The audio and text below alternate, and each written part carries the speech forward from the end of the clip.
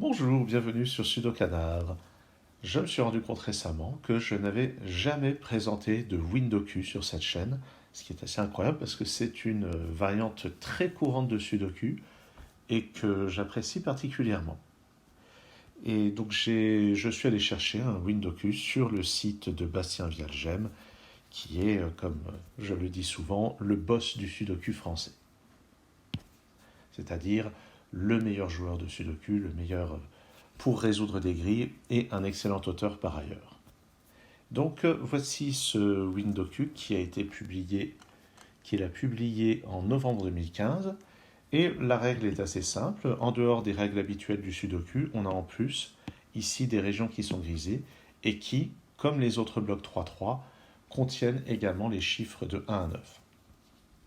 Donc en fait, ça rentre dans la catégorie des Sudoku Extra Regions, sauf que les régions supplémentaires sont toujours les 4 fenêtres situées ici. Et avant de me lancer dans la résolution, je vais signaler que dans le Windoku, il y a des astuces à connaître.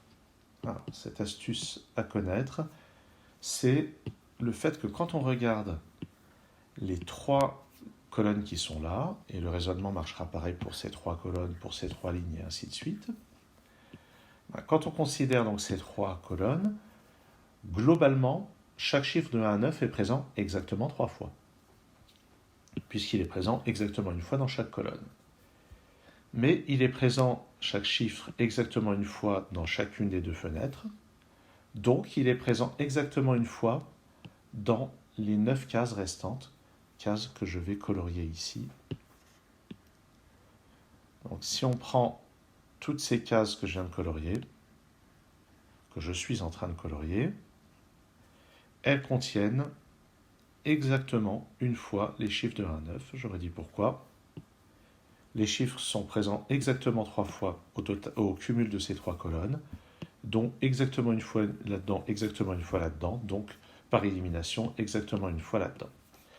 Je vais mettre le tournage de la vidéo en pause pour colorier de la même manière cette région qui contient exactement une fois tous les chiffres, et par la même logique, cette région et cette région. Tadam! Ça y est, donc j'ai colorié tout ceci. Donc il y a la même logique selon les lignes. Chaque chiffre est présent exactement 3 fois au cumul de ces 3 lignes, dont une fois là-dedans, et forcément une fois là-dedans. Voilà, mon coloriage n'est pas très précis. C'est un petit peu mieux. Alors j'espère qu'il est assez clair que j'ai donc donné ces régions supplémentaires. Donc désolé si vous avez du mal avec la vision des couleurs. Donc ce qu'il y a à retenir, c'est une région ici, une région là, une région ici, une région là. Et une fois qu'on a fait ça, on remarque qu'il y a des cases qui restent blanches et il y en a exactement 9. Et on pourrait se dire, mais alors, est-ce que c'est encore une région, juste une région éclatée? Et la réponse est oui. Puisque globalement, si on regarde toute la grille, chaque chiffre est présent exactement 9 fois. Et chaque chiffre va être présent une fois là-dedans, une fois là-dedans, une fois là-dedans, une fois là-dedans. Ça fait déjà 4. Et puis une fois dans chacune des 4 régions que je viens de colorier. Ce qui fait encore 4 occurrences de chaque chiffre. Donc 4 dans les fenêtres, 4 dans les régions un petit peu éclatées comme ceci. Ça fait 8 occurrences. Et donc dans toute la partie qui n'est pas coloriée du tout, c'est la 9e occurrence de chaque chiffre. Ce qui fait qu'en fait, on a beaucoup plus de conditions que d'avoir juste 4 nouvelles régions. On a en fait un découpage en 9 autres régions. Alors, donc Bastien précise sur son blog que ce problème normalement est assez rapide et assez facile. Une fois qu'on a conscience de cette subtilité, on peut remarquer que la région blanche est en fait presque remplie. Il nous manque juste le chiffre 2 dans cette case, qu'on peut donc mettre dès le début. Donc cette résolution peut commencer directement en mettant ce 2. Bon, après, le Sudoku standard marche encore pour placer un 3 ici, pour placer un 7 ici. Est-ce qu'on a quelque chose de similaire? Alors, le 3, j'ai un 3 parmi ces 2 cases, mais je ne peux pas le mettre ici parce que dans cette fenêtre, il y a déjà un 3. Donc ça me place un 3 ici. Ce 7 et ce 7, ça me place un 7 quelque part par là. Mais le 7... Ah pardon. Donc quelque part par là, mais le 7 n'est pas ici, parce qu'il y a déjà un 7 dans cette fenêtre. Donc je vais avoir un 7 ici ou là.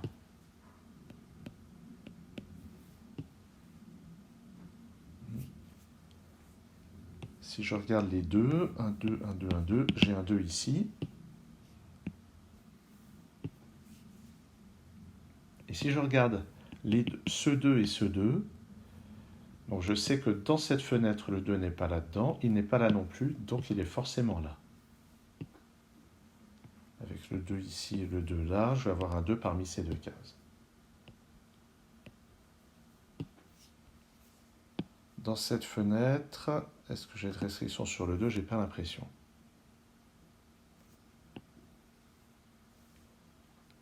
Le 2 ici et là, je vais avoir un 2 parmi ces deux cases.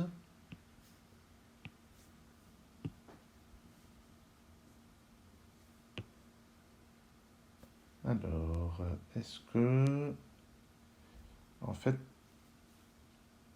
Alors, désolé, c'est pas une phrase, ça. Si on regarde cette colonne et qu'on cherche où se place le 2, on peut voir qu'il n'est pas là. D'après ce 2, il n'est pas là. Et d'après ce 2, il n'est pas là non plus. Donc en fait, je vais avoir un 2 ici ou là. Bon, pour le moment, je n'ai pas l'impression que ça serve, mais c'est pour montrer le genre de raisonnement qu'on peut faire en exploitant tout ceci. Maintenant,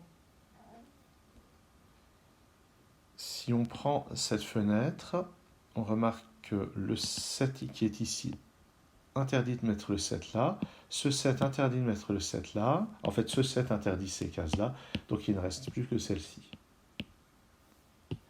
Ce 7 et ce 7 place un 7 ici. Ce 7 et ce 7 place un 7 quelque part dans ces deux cases. Et en fait, non, je vais déjà noter ça. Mais on peut remarquer que dans la région ici, que j'ai coloriée en bleu, je n'ai pas de 7 ici, je n'ai pas de 7 là.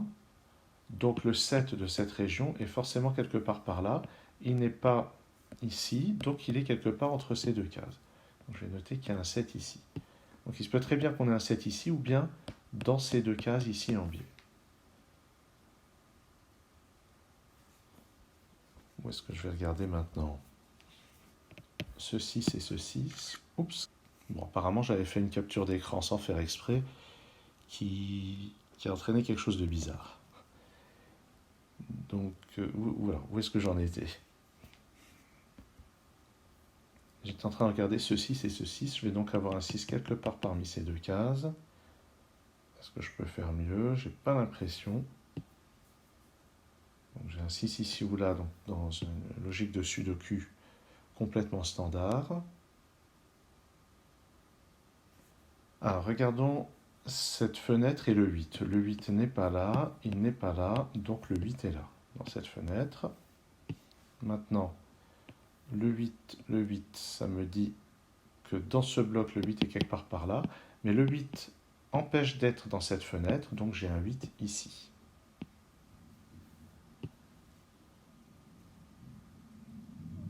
Donc, dans cette colonne, il ne manque plus que le 1, le 4 et le 5.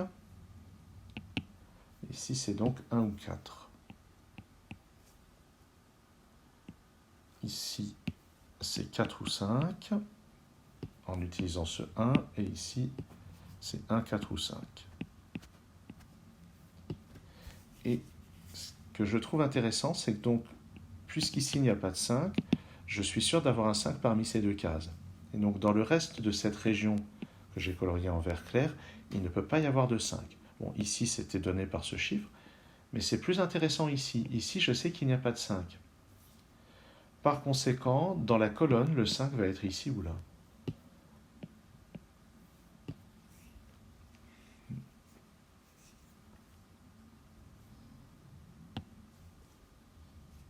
Bon.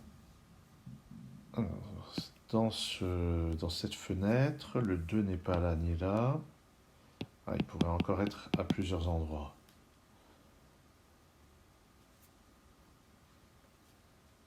Qu'est-ce que je peux regarder comme chiffre?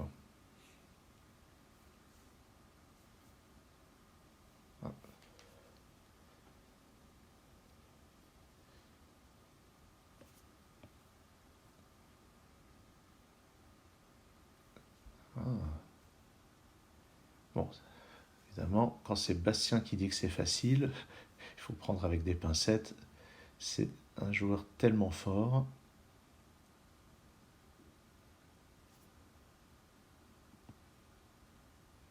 Où est-ce qu'on peut regarder?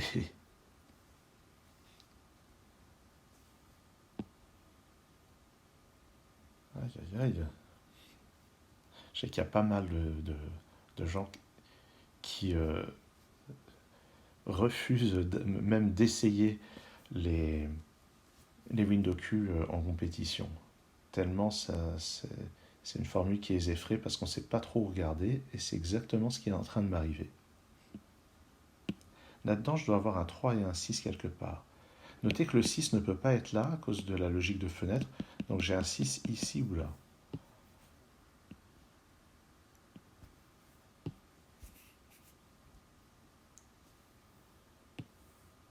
En fait, j'ai pas mal de lignes et de colonnes où il y a déjà beaucoup de chiffres. Ici, j'ai déjà 5 chiffres. Il me manque sur cette ligne 4, 5, 6 et 8. Oh 5, 8 et 4. Ici, ça ne peut être qu'un 6. Ah oui, si je rate des choses comme ça de Sudoku standard, ça ne va pas aller. Donc sur cette ligne, il me manque 4, 5 et 8. Ah ben, ce 6 résout la paire qui est là. C'est un 6 ici. Donc je disais, il manque 4, 5 et 8. Ici, c'est pas un 8, donc c'est un 4 ou un 5. Et pour compléter le bloc 3, 3, ici, c'est forcément un 3. Maintenant, le 3 interdit de placer un 3 dans ces deux cases par Sudoku standard et dans ces deux cases par la logique de fenêtre. Donc j'ai un 3 ici. J'ai un 3 ici par Sudoku normal. 3, 3 et 3, ça me place un 3 ici. Et je crois que je les ai tous. Oui, ça y est, on a tous les 3. Dans cette ligne, il manque encore 4, 5 et 8. Ici, bon, je vais noter qu'on n'a plus que 4, 5 et 8 dans ces cases-là. Est-ce que je peux dire quelque chose sur cette colonne? Bof. Ah, celle-ci plutôt. Celle-ci, il y a 5 chiffres. Il manque 1, 2, 7 et 9. 1, 2, 7 et 9. Ici, c'est 1 ou 9.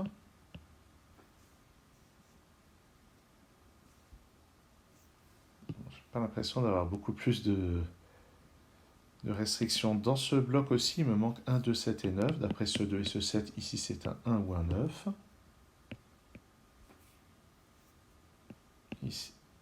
Ici c'est 1, 7 ou 9.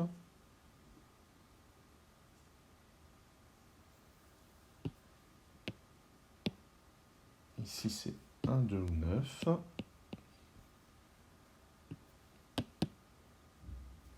Ici, je n'ai pas de 7, d'après celui-ci, par exemple.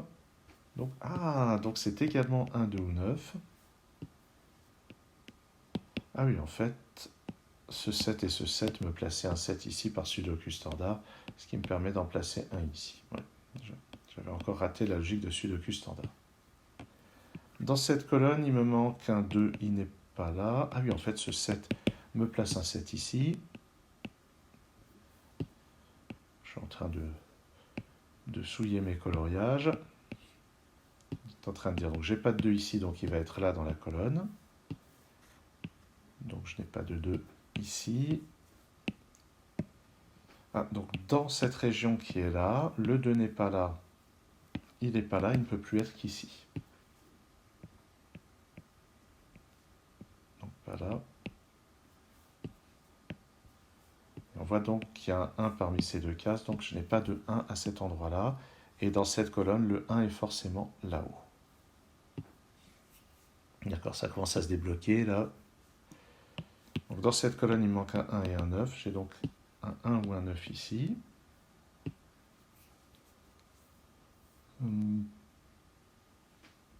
Ensuite, dans cette colonne, je ne sais pas si c'est le meilleur endroit à regarder. Ah, si, ce 1 qui est là, donc c'est le 1 de cette région.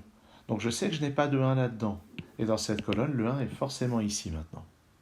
Ce qui me donne un 9 à cet endroit. Les 3 cases qui sont là sont 4, 6 et 8. Qu'est-ce que je raconte? C'est 6, 8 et 9, les 3 cases qui sont là. Et par conséquent, là-dedans, il me reste 5 et 8. Non.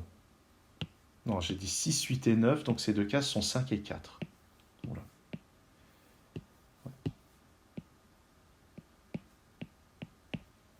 Et donc, j'avais dit 6, 8, 9. Donc ici, c'est 8 ou 9. Ici, c'est 8 ou 9 aussi. Donc le 6 est forcément là-haut.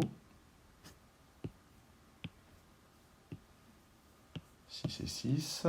Donc j'ai un 6 parmi ces 2 cases. C'est pas ici, donc le 6 vient là. J'ai aussi un 6 ici, qui me place un 6 là. Et les 2 derniers chiffres, ici, doivent être 2 et 9. Et d'après ce 9, c'est comme ceci. Ici, c'est 4 ou 5. Ces 3 cases doivent être 1, 5 et 9 dans la fenêtre. Ici, c'est pas un 9, donc c'est 1 ou 5. Ah, je dois avoir un 2 sur cette ligne, il ne peut être que là, d'après ce 2. D'après ce 2. Et d'ailleurs, c'est peut-être le seul 2 qui manquait dans la grille, exactement, c'est ça. Donc là, maintenant, il faut vraiment réussir à se maîtriser parce qu'il y a plein de choses à chercher. Là-dedans, il me manque un 1 et un 9, et d'après ce 9, ça va être comme ceci. Un 9.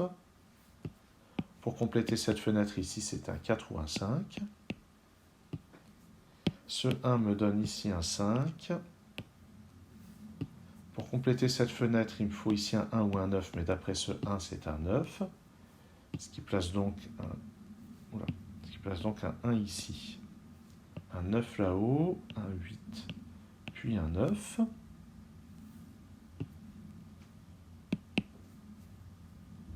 Ici, c'est un 1 et un 4, je ne sais pas encore dans quel ordre, mais ça veut dire que le 4 situé dans cette région bleue est forcément parmi ces 2 cases, donc il n'est pas là. Je peux éliminer le 4 de cette case. Ici, dans ce bloc, il me faut un 4, 5, 8, mais ça ne peut pas être un 4 par la logique de fenêtre, donc c'est 4 ou 8.